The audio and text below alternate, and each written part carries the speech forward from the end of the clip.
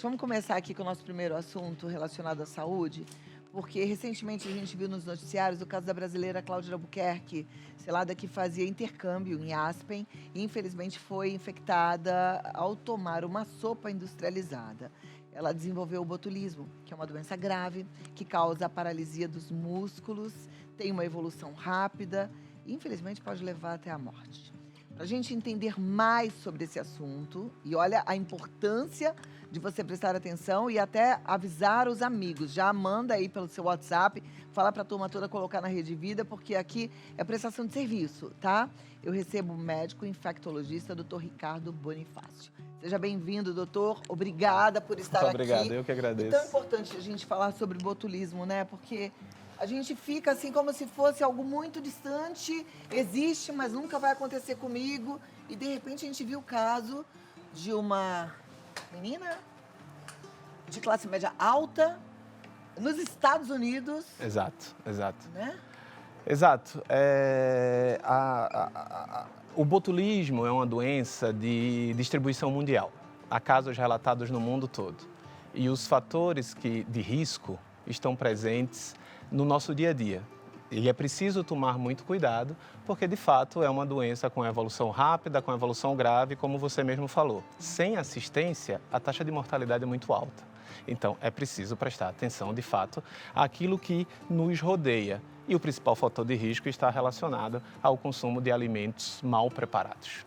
Esse é o problema, né? Porque muitas vezes a gente sai na pressa, come fora, às vezes a gente come os enlatados, os industrializados. Eu tenho falado muito sobre a importância da gente cozinhar, voltar para a cozinha, fazer nossos próprios alimentos, mas a gente sabe que não é realidade, porque a vida é corrida, né? E também a oferta é muito grande. O risco, você falou, de alimentos mal preparados, é de alimento mal preparado desses que são feitos em casa, ou também existe nesses enlatados? Porque eu sempre ouvi muito dos riscos dos enlatados, né? Palmito. Sim, exato. Então, o principal fator de risco está relacionado ao consumo dos vegetais em conserva. Vegetais em conserva como palmito, picles, esses são os mais propensos à exposição à toxina botulínica. Lembrando que não é uma infecção causada, não é uma infecção contagiosa, não é causada pela aquisição do Clostridium botulino, que é a bactéria responsável, mas sim pela toxina produzida por ele. Então, por exemplo, se a gente pega um alimento e não o prepara adequadamente, ele não é cozido por um tempo adequado, e olha que são necessários apenas 10 minutos, e isso é suficiente para que aquele alimento esteja apto para o consumo. Então, quando a gente observa aquele alimento em conserva, aquela tampa que está estufada, aquele vidro que está embaçado, isso é de muito risco para a aquisição da toxina produzida pela bactéria, tá? Um outro fator envolvido é que em crianças isso também é algo que é preciso pontuar. Por exemplo, aquelas crianças com menos de 2 anos, elas não podem ser expostas ao mel, por exemplo. Por quê? Porque elas possuem no seu intestino ainda muito imaturo. E o mel, nesta população especificamente, está associado a uma aquisição de maior risco, de maior frequência para a toxina produzida pelo Clostridium. Olha que coisa séria. Você falou dos legumes em conserva, e aí eu tô lembrando também que as crianças, elas têm acesso, muitas delas, àquelas papinhas que já vêm nos potinhos que são industrializadas. Exato. Essas também, elas representam um risco? Sim, fora de validade, a tampinha estufada, essa é sempre uma dica para não consumi-las. Tá? E aquelas carnes enlatadas, por exemplo, tão comum aí mercados Brasil afora, também outro produto que deve ser consumido. Quando você fala carne enlatada, você diz até do atum? Sim, exato. Atum, sardinha. Exato. Lembrando que não é a única forma de aquisição, tá? A via de contaminação por essa toxina, elas podem ser 3, na verdade, inclusive feridas de pele. Então, por exemplo, uma toxina que a gente está muito acostumado de ouvir, né, a toxina tetânica nos acidentes, na rua, mas feridas de pele também podem ser uma porta de entrada para a mesma toxina produzida pelo Clostridium botulino. Então, essa é outra via também. Alimentar. Eu consigo pontuar 3 cenários: o cenário da ferida de pele, o cenário da ingestão inadequada e o cenário infantil. Esse cenário infantil, especificamente nas crianças menores de 2 anos. É séria a situação. Existe vacina contra o botulismo? Não existe vacina. No entanto, existe a administração do BAT, do soro que traz num tempo muito rápido de exposição. E quando eu digo um tempo muito rápido, eu faço questão de reforçar que os sintomas que vamos mostrar aqui, eles precisam ser rapidamente reconhecidos e rapidamente reportados. Por quê? Porque se houver um atendimento muito breve, a evolução para a forma grave é baixíssima. A gente consegue intervir de uma maneira muito eficaz. Provavelmente foi o que aconteceu com a paciente que a gente mencionou no início do caso, apesar dela ter tido repercussões importantes. Mas, se não rapidamente reconhecidos, a evolução para a forma grave é bastante frequente. A gente vai precisar aprender bastante. O doutor trouxe algumas imagens. Eu quero chamar a atenção de toda a população, todo mundo que está assistindo, e avise aos seus amigos, aos seus familiares que não estão assistindo, porque esse é um assunto sério. A gente vai falar de botulismo só para chamar a sua atenção. Infelizmente, a gente viu um caso há muito pouco tempo de uma brasileira que foi infectada fora do Brasil, em Aspen. Ela fazia intercâmbio. E aí isso chama muito a nossa atenção, porque às vezes a gente pensa que só pega-se botulismo de um produto vagabundinho, baratinho, no supermercadinho da esquina, e não foi bem assim, muito pelo contrário. Uma menina linda, de classe média alta, em Aspen, consumindo um produto americano, importado, quer dizer, então pode acontecer com qualquer um, em qualquer lugar, em qualquer circunstância. O doutor falou de alguns cuidados que a gente precisa ter. Vou pedir para você repetir, doutor. Claro. Os cuidados são particularmente com aqueles alimentos que a gente dita os vegetais em conserva, né? Picles, palmito e outros vegetais sendo vendidos da mesma forma. Se por um lado eu digo isso, por outro eu tento não demonizar, né? Não inibi-los de serem utilizados, definitivamente não.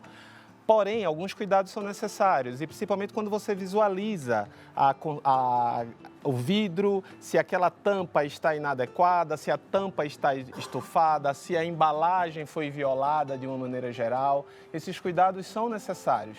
Se o vidro encontra-se embaçado, é muito importante reconhecer isso, porque se as respostas para esses itens forem sim para tudo isso que eu acabei de falar, há uma chance de se contaminar com a toxina definitivamente, de adquirir a toxina produzida pelo Clostridium. Eu não sei se vocês tiveram a oportunidade de ver essas fotos, mas é para chamar a atenção mesmo, porque realmente é impressionante. É o que eu falei, a gente acha que só vai acontecer se for um produtinho X, uma mequetrefe de uma cidadezinha.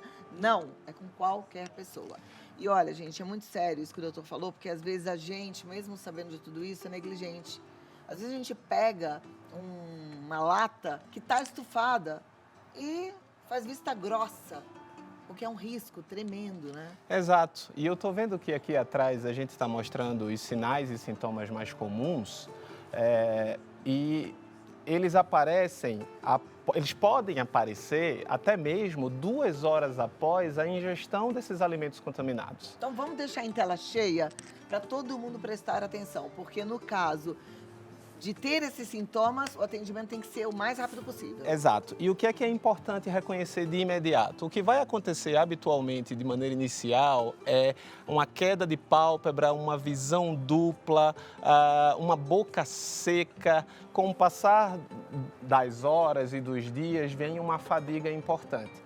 Mas como é uma toxina que vai levar à paralisia muscular, alguém próximo a você vai notar a pálpebra caída e você vai referir uma visão meio turva, que na verdade é fraqueza dos músculos oculares.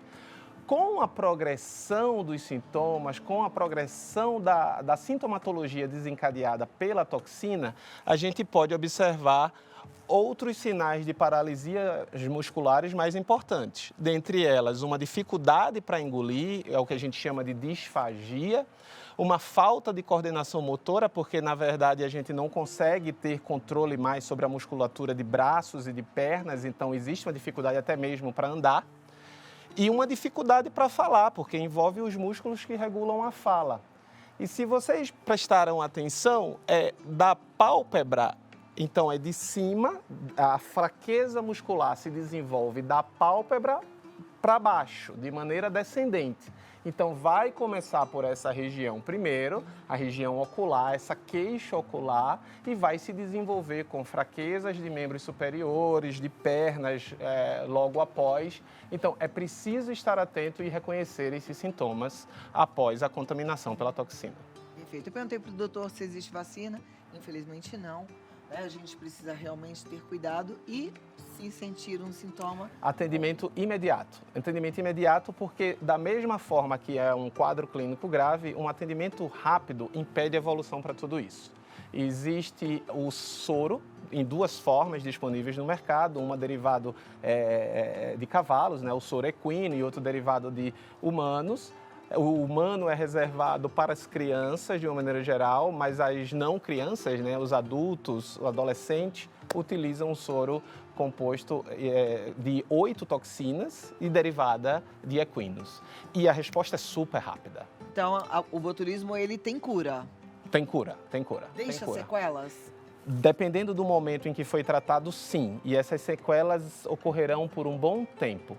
Por exemplo, a gente viu essa foto da nossa brasileira que se contaminou nos Estados Unidos, mas é uma foto meio icônica, assim, porque a partir do momento em que existe uma fraqueza muscular importante, você passa a ser dependente para as atividades básicas de vida, né? Então, você vai ficar restrito em cima de uma cama, a recuperação muscular pode demorar de meses a um ano, por exemplo. Então, é um acometimento muito grande na sua vida, do ponto de vista econômico, do ponto de vista produtivo. Claro, a gente não quer nunca que isso aconteça, né? Então, de fato, é importante reconhecer, mas principalmente se prevenir. Acho que o ponto em questão é a prevenção. Com toda certeza. E a gente, às vezes, é tentado a consumir coisas que a gente sabe que não deve, né? Então, muita atenção em relação a isso.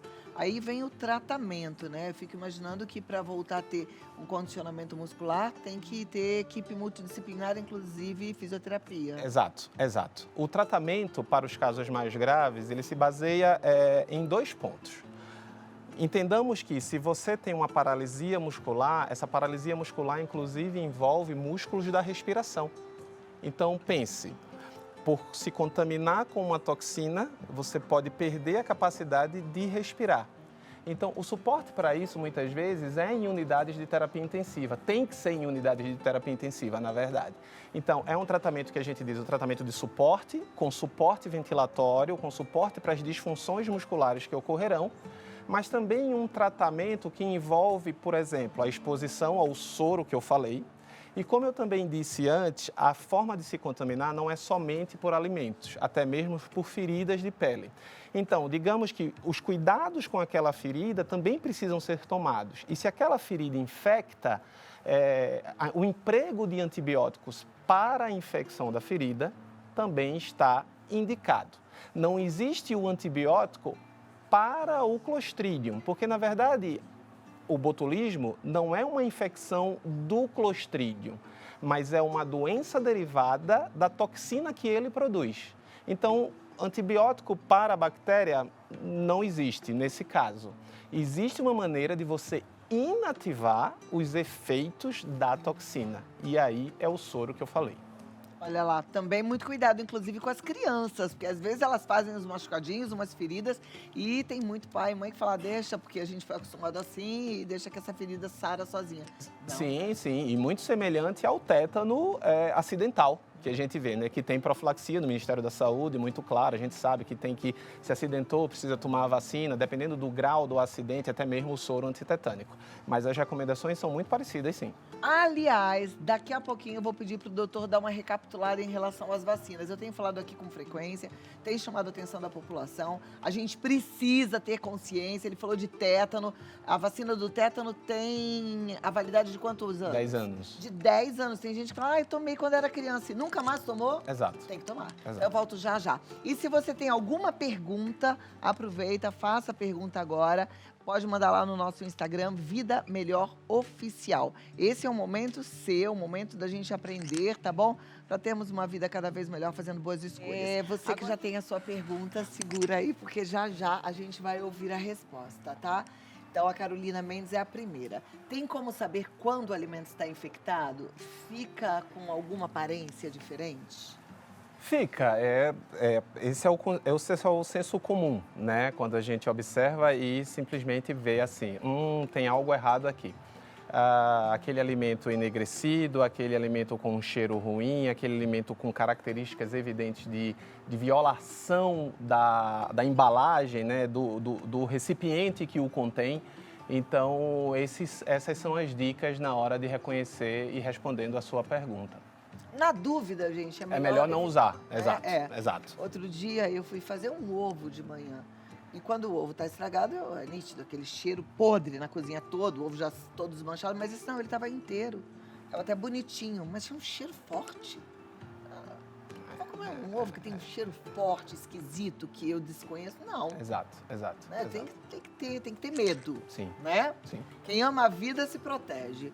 A Jéssica Soares, é perigoso comer mel todo dia? Costumo colocar no chá e na salada de fruta. Ali na internet que mel pode causar botulismo.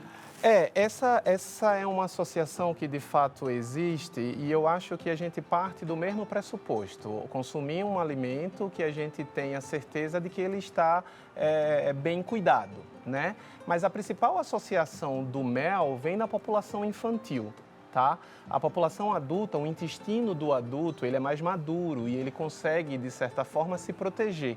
O da criança, não. O da criança não tem proteção nenhuma, especialmente naquela população com menos de 2 anos de idade.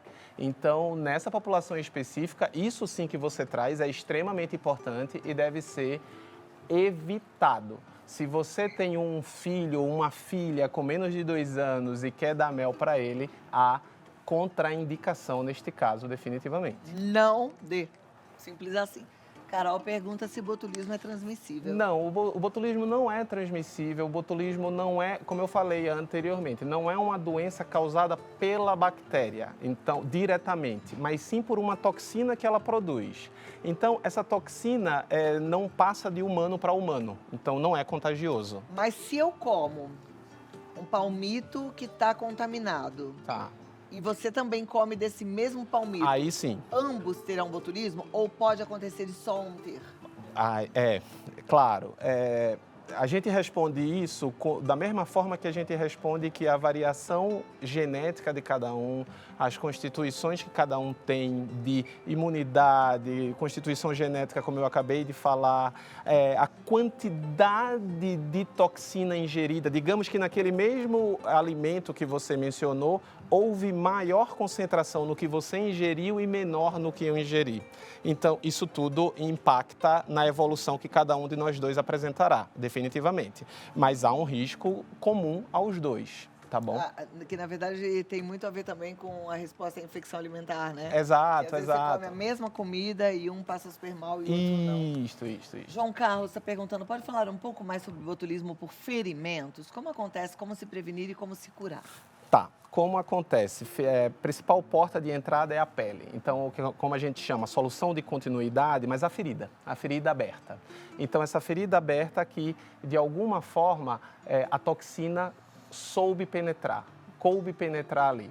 Por exemplo, a toxina está exposta no solo, em determinados alimentos, e pelo simples contato, essa toxina pode adentrar a ferida da pele. Porque essa toxina é produzida por uma bactéria. Isso. Essa é uma bactéria muito presente na nossa vida cotidiana? Sim, definitivamente. É uma bactéria que a gente chama de ubíqua. Então, ela está presente em todos os lugares, tá? mais sobre o botulismo por ferimentos, como acontece, como se prevenir. Então, é o cuidado com a ferida, não deixar essa ferida exposta. Se for uma ferida importante, por exemplo, naqueles pacientes que têm úlceras de pele, aqueles pacientes diabéticos com feridas extensas, a exposição, de fato, é um fator de risco. E como se curar?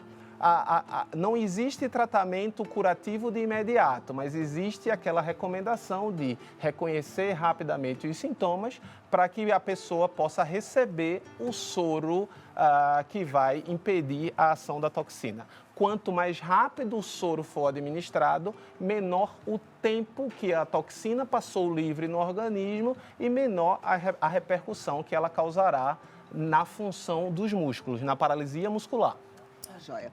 Agora, uma pergunta que não tem a ver exatamente com botulismo, mas aproveitando a presença do doutor, que é médico, infectologista, Gustavo Silva já pergunta: boa tarde, se tomamos uma vacina e temos efeitos colaterais, se temos que tomar uma segunda dose, os efeitos colaterais sempre serão menores, já que o corpo já está mais protegido? O sempre na medicina é uma palavra muito forte, a gente costuma não utilizá-la, porque nem nunca, nem sempre. A ideia que você traz, sim, é uma ideia que com exposição repetitiva você possa se tornar mais tolerante, mas o sempre, de fato, é uma palavra muito forte. Gustavo, eu vou te dar um exemplo meu. Eu tomei a primeira dose de herpes zoster, foi horrível, muito efeito colateral, doeu muito, me senti toda quebrada. Na segunda dose, sofri igual, não mudou nada. Também foi a mesma coisa, teve efeito colateral igualzinho. Depende, né? Cada caso é um caso. Sim, sim, sim. Olha, Anônimo, em relação aos alimentos, é melhor adquirir aqueles caseiros como mel, naqueles potes de vidro, ou industrializados? Eu diria que, independentemente de onde veio, mas que você tenha garantia da procedência, garantia do cuidado de onde esse alimento veio, que você consegue ter segurança de utilizá-lo. Se não foi a gente que produziu, não dá para ter segurança nenhuma, né? É preciso ter muito cuidado. A gente não bota a mão no fogo nem por nós mesmos, né? Exato, exato. Quiçá pelo outro. Doutor, nosso tempo já acabou, mas eu queria só que você reforçasse um pouquinho a questão das vacinas, porque a gente sabe que precisa, mas às vezes a gente é negligente em relação a elas. O que é necessário que um adulto, eu tenho muitos adultos de 40, 50, 60, 80 pessoas já mais maduras assistindo, o que a gente não pode deixar de tomar? O Ministério da Saúde, ele tem cartilhas específicas para cada faixa da população. Assim como a gente está acostumado àquele cartão vacinal da criança, existe o cartão vacinal do adulto, existe o cartão vacinal do adulto jovem e o cartão vacinal do idoso. Então, é importante procurar um infectologista, de fato, para obter as orientações e saber. Porque é uma resposta muito ampla. Por exemplo, eu sou um idoso que, por um momento na minha vida, eu perdi o baço. Naquele momento do baço, eu deveria ter sido submetido à vacinação específica de alguns patógenos mais susceptíveis, mais comuns? Sim. Então, toda essa orientação é preciso ser feita. Então, o que é importante? Houve dúvida quanto ao seu cartão vacinal, se deveria ou se não deveria ter tomado? Procura um infectologista, ele vai fazer recomendações específicas para a sua faixa etária e vai te dar segurança quanto às vacinas que você deve ter.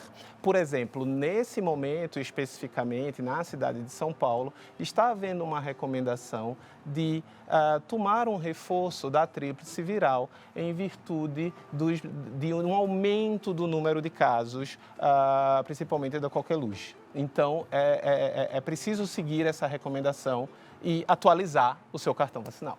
Perfeito. Gente, uma passadinha no posto não custa nada, vá e faça a sua parte. Doutor, muito obrigada. Agradeço. Gostei muito do assunto, da gente poder trazer aí esse alerta para toda a população. Doutor Ricardo Bonifácio, ele está no Ricardo Bonifácio Infecto. Lá nas suas redes sociais tem mais informações? Exato. Então vamos seguir, porque a gente vai aprendendo mais. Ricardo Bonifácio Infecto. Muitíssimo obrigada e até a próxima. Obrigado. Viu? Foi um prazer recebê-lo. Igualmente.